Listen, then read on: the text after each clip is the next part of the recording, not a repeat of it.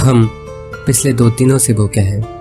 पता नहीं गुरुजी ये व्रत, तिलक, शंख, दिए क्यों जलवाते हैं। आखिर क्या मतलब है इन सब का। आखिर कब तक हम इस भूख को, व्रत को सहन करेंगे। नहीं, गुरुजी क्रोधित हो जाएंगे। गुरुजी, आखिर आप ये परंपराएं हमसे क्यों मनवाते हैं।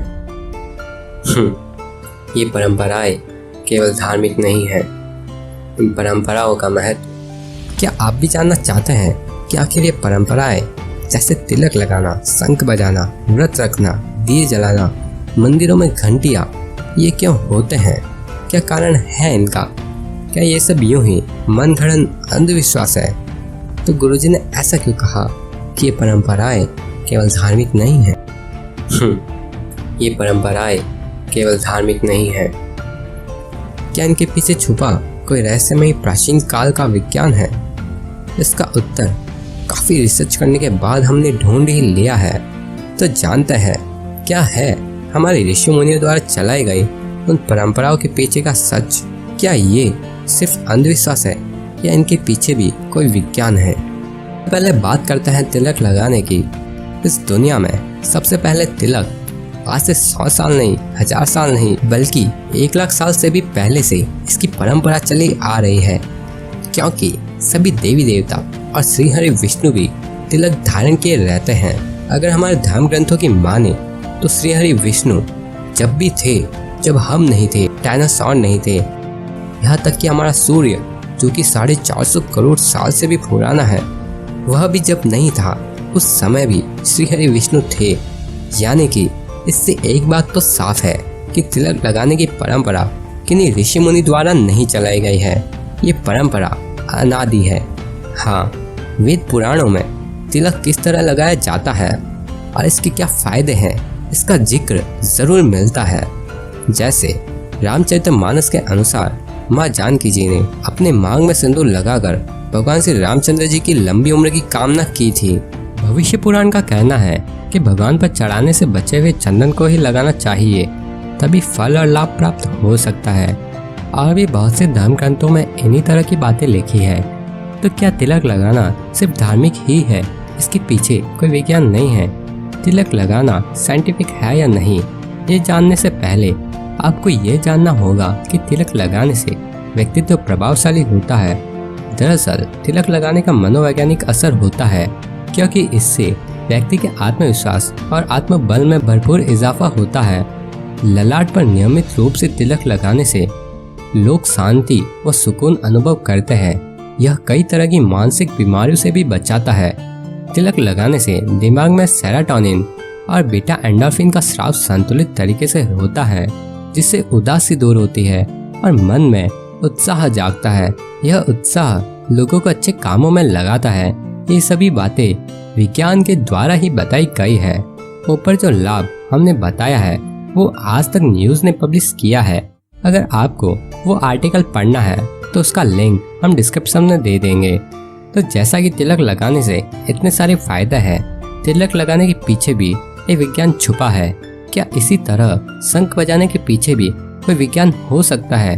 ये शंख बजाना सिर्फ आस्था से ही जुड़ा है। तो इसका आंसर खुद वैज्ञानिकों ने दिया है। वैज्ञानिकों का मानना है कि विज्ञान के अनुसार शंख बजाने से कई बीमारियां दूर होती है।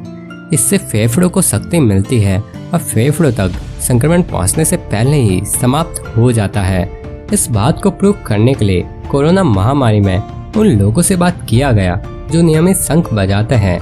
उनमें से ज्यादातर लोगों को आज तक फेफड़ों से संबंधित कोई भी संक्रमण नहीं हुआ है। शंख के प्रयोग करने से गले व हृदय के अनेक दोष दूर होते हैं। शंख बजाना धार्मिक तो है ही और साथ ही इसके पीछे कई वैज्ञानिक तर्क भी छुपे हैं। क्या जिस तरह शंख बजाना साइंटिफिक है, उसी तरह दिया जलाना भी साइंटिफिक हो सकता है। सिर्फ दिया जलाने के पीछे आगे कौन सा विज्ञान छुपा हो सकता है।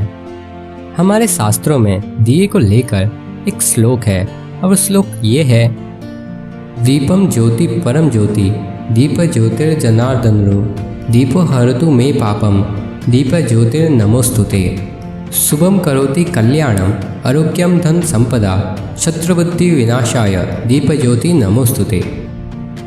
यह अति प्राचीन श्लोक भी यही कह रहा है कि दीप शुभ और मंगल का कारक है, कल्याण का कारक है। दीपक जलाने से रोग मुक्त होते हैं, वातावरण स्वच्छ होता है, हवा हल्की होती है। ऐसा केवल हमारा प्राचीन ज्ञान ही नहीं कह रहा, ये देश के श्रेष्ठ विज्ञान संस्थानों के केमिकल इंजीनियरों का भी यही कहना है कि सरसों के तेल में मैग्नीशियम ट्राइग्लिसराइड और एलाइड आइसोथायोसाइनेट होता है। बहुत भारी नाम था। खैर, एलाइड जलने पर कीट पतंगों को अपनी ओर आकर्षित करता है, वे लौ की चपेट में आकर जल जाते हैं। तेल में मौजूद मैग्नीशियम हवा में मौजूद सल्फर और कार्बन के ऑक्साइड के साथ क्रिया कर सल्फेट और कार्बोनेट बना लेता है। यह विषैले भारी तत्व इस तरह जमीन पर आ गिरते हैं, इसलिए जले दीपक के आसपास हल्की सफेद राख सी दिखती है। भारी तत्व जमीन पर आने से हवा हल्की हो जाती है और सांस लेना आसान हो जाता है। यही घी का दीपक जलाने पर होता है। देसी घी के दूध से निर्मित घी का दीपक रोगाणुओं को मारता है। डॉक्टरों का मानना है कि वातावरण साफ और खुशनुमा रहने से इम्यून सिस्टम बेहतर रहता है। अब तक ये प्रूफ हो ही चुका है कि दिया जलाना भी साइंटिफिक है। तिलक लगाने के पीछे एक विज्ञान है, शंख बजाने के पीछे भी एक विज्ञान है। तो हो ना हो, मंदिरों में जो घंटियां बजाई जाती है उसके पीछे भी कोई विज्ञान तो जरूर होगा। तो जानते हैं क्या है मंदिरों में जो घंटियां बजाई जाती है उसके पीछे का विज्ञान। इसके पीछे धार्मिक कारण तो है ही, साथ ही इसका हमारे जीवन पर साइंटिफिक असर भी होता है। वैज्ञानिकों का कहना है कि जब घंटी बजाई जाती है तो वातावरण में कंपन पैदा होता है जो वायुमंडल के कारण काफी दूर तक जाता है। इस कंपन का फायदा यह है कि इसके क्षेत्र में आने वाले सभी जीवाणु, विषाणु और यहाँ तक कि सूक्ष्म जीव आदि नष्ट हो जाते हैं, जिससे आसपास का वातावरण शुद्ध हो जाता है। यही कारण है कि जिन जगहों पर घंटी बजने की आवाज नियमित आती रहती है वहाँ का वातावरण हमेशा शुद्ध और पवित्र बना रहता है।